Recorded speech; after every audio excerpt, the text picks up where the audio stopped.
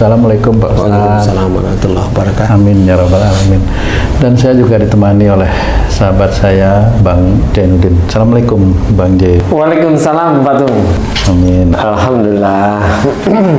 Masih sehat ya? Insya Allah. Amin. Alhamdulillah. Sahabat beriman dimanapun berada, sholat itu kan senantiasa mencegah kita atau menghindari kita dari perbuatan keji dan mungkar nih. Tapi kenapa ya kadang-kadang orang sudah sholat masih melakukan sesuatu yang dilarang? Misalnya saya nih Pak Ustadz, saya kasih contoh aja. Saya sholat, teman-teman saya sholat, semua orang sholat. Dulu waktu saya bekerja itu sudah sholat, gaji sudah dapat, malah ada juga yang minta dicarikan uang lebih lah di proyek misalnya seperti itu, padahal sudah sama-sama sholat. Itu kadang-kadang saya berpikir loh, gimana ya, sudah sholat tapi kok masih juga melakukan kemungkaran seperti itu. Waktu itu memang saya kurang bisa berpikir dengan jernih ya Pak Ustadz, karena ikut masuk di dalam itu. Akhirnya saya sendiri astagfirullah, saya pun sholat, mereka juga sholat, tapi masih melakukan satu pekerjaan-pekerjaan kotor. Ada yang korupsi bahkan Pak Ustadz. Kenapa begitu ya Pak Ustadz? Iya. Bismillahirrahmanirrahim. Assalamualaikum warahmatullahi wabarakatuh. Waalaikumsalam warahmatullahi wabarakatuh. Amin ya rabbal alamin. Memang titipan Allah itu adalah nafsu. Nah, salah satu ayat dalam Quran jelas sekali bahwa sesungguhnya sholat itu mencegah dari perbuatan keji dan mungkar. Inna sholata tanha anil fahsya'i wal munkar. Nah, di titik ini sebenarnya menjelaskan bahwasanya sesungguhnya sholat itu mencegah perbuatan keji dan mungkar. Nah, ada sebagian para ustadz atau ulama itu menekankan sholatnya dikuatin, tidak ada masalah. Tidak ada masalah. Sholatnya dikuatkan. Nah, kuat sebelah mana sholatnya? Kan gitu. Kalau memang kerjaannya hanya cuma sholat tok, ya dia tidak bisa korupsi. Iya, nggak ada kesempatan. Tetapi kan banyak. Jadi dia sholat, dia pekerjaannya hanya dakwah tok namanya. Nah, pada saat dia dakwah, kemudian dia bekerja tapi pekerjaannya kurang. Nah, mulai dia punya istri, punya anak, anaknya disekolahkan, anaknya ada yang kecelakaan, istrinya tangannya patah. Ini kan butuh dana. Padahal dia sebenarnya ya maunya tidak melakukan hal-hal tertentu, tapi begitulah cara Allah umpamanya. Jadi pada suatu ketika dia bilang sama temennya, pinjam uang, nanti akan saya bayar. Pinjamnya umpamanya nggak sedikit, umpamanya 20 juta. Nanti saya bayar 500.000 tiap bulan. Oke. Umpamanya ini benar-benar seperti itu ya. Jadi ini bukan cerita bohong, ini cerita beneran. Iya. Kemudian si yang dipinjemin uang tadi menunggu dia membayar uang, membayarkan utangnya 500 tiap bulan, enggak kunjung kan gitu nih, enggak kunjung nih sebenarnya. Nah, titik enggak kunjung ini beberapa bulan, hampir 1,5 tahun dia pinjam lagi. Untuk apa? Untuk sekolah anaknya lagi. Dia pinjam, nah janji sama temennya bahwa nanti saya akan membayar 500.000 tiap bulan. Pinjamnya enggak kecil, namanya 25 juta. Nah, kemudian ditunggu sama temennya enggak membayar. Nah, kemudian setengah tahun lagi, sampai hampir 1 tahun dia pinjam uang untuk ini sekitar 33 juta dikasih. Nah, tapi dia juga janji untuk membayar. Di titik dia tidak mau membayar, itulah sebenarnya dia bertanggung jawab. Nah, disitulah dia mulai berbuat zalim kepada dirinya sendiri. Berjanji dia untuk bayar, tapi tidak dilakukan. Mengingkari janjinya. Ya, walaupun dia sebenarnya termasuk pendakwah.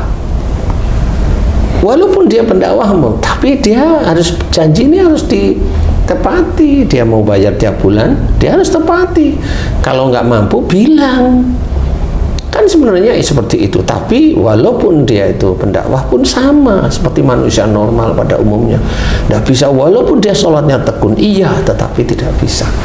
Jadi dia melakukan kedoliman kepada dirinya sendiri dan juga dolim kepada temannya yang meminjamin bahwa dia janjinya tidak dia tepati. Ini masih janji loh ya, belum persoalan uangnya sebenarnya. Nah, di titik ini orang kalau bilangannya sholatnya dikuatin, ya titik mana? Karena yang ngomong sholatnya dikuatin belum tentu dia melakukan aktivitas pekerjaan yang berhubungan dengan orang lain, tidak berhubungan dengan keluarganya, dan di titik itu dia belum mengalami hal yang seperti yang tadi saya ceritakan. Nah, di titik ini harus hati-hati, Nah, sesungguhnya sholat itu pencegah dari perbuatan keji dan mungkar itu adalah pendalaman tentang sholat. Dijaga sholatnya, bahwa termasuk yang ditanyakan nanti di yaumul hisab itu sebenarnya juga sholat. Kan gitu ya. Nah, sholatnya ini dijaga dari mana ya? Dari berbuat keji tadi. Jangan suuzon, itu juga berbuat keji untuk diri sendiri. Jangan gibah, itu ya keji dan mungkar, kan gitu. Jangan marah disimpan, itu keji untuk diri sendiri. Marah dikeluarkan, keji dan mungkar, kan seperti itu. Nah, persoalan inilah yang sebenarnya harus kita ketahui dan kita sadari, bahwasanya kita punya yang namanya nafsu. Jadi kita harus mengetahui bahwa semua yang ada di sekitar kita ujian. Bagaimana kita mengetahui kita tidak berbuat zalim pada diri sendiri, yaitu keji, dan juga tidak berbuat zalim kepada orang lain, yaitu mungkar. Nah, itu harus kita sadari. Nah, bagaimana caranya? Tetap ketakwaan kepada Allah Ta'ala itu belajar kita penuhi. Ketakwaan pada Allah Ta'ala itu belajar kita penuhi. Ya sholat ya tertib, ya baik. Kalau sholat ya nggak ngebut, bacaan ya tartil dan sebagainya. Ya, kemudian dengan orang lain ya berbuat baik. Cara bicara ya santun, tidak ada yang ditutup-tutupi. Jangan santun di luar, di dalam rumah emosionalnya sama aja seperti itu.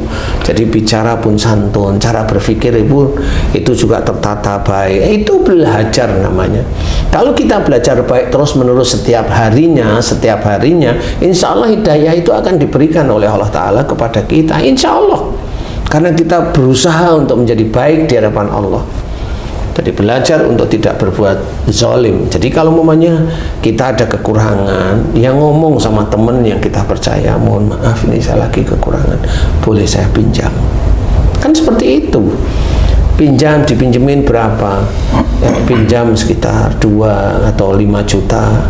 Nanti insya Allah tiap bulan saya angsur sekitar 250, boleh kan? Umpamanya gitu ya.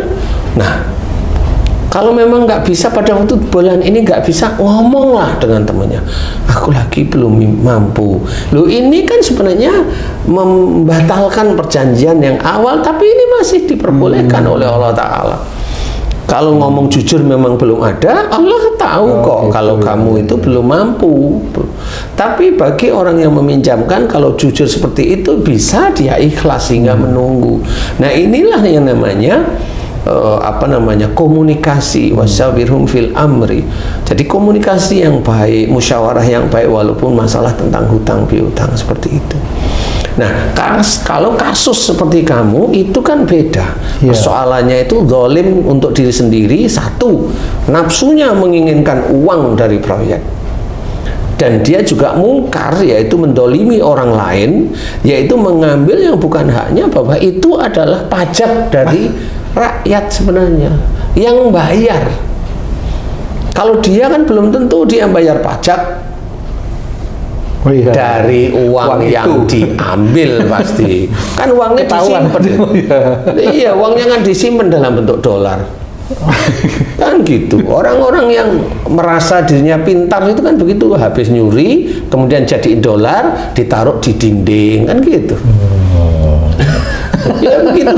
Kalau enggak nyuri kemudian dia punya ATM atas nama orang lain yang dimasukkan ke orang lain, jadi bukan dia sendiri. Ya begitulah caranya orang nyuri.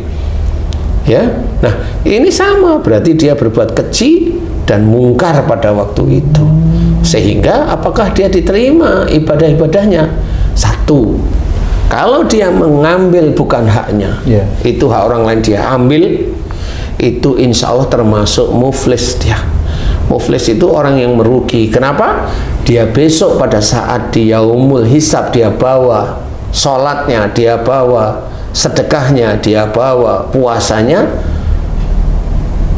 tetapi tidak dicatat menjadi kebaikan, dia merugi. Semua amal solehnya hilang. Nah, apakah dia siap menjadi orang seperti itu?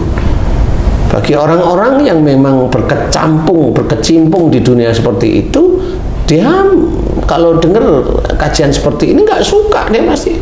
Kalau udah nggak suka gimana? Loh, bonusnya orang yang ngomong nggak dikasih. Iya beneran. Bonusnya orang yang ngomong itu nggak dikasih karena dia jengkel.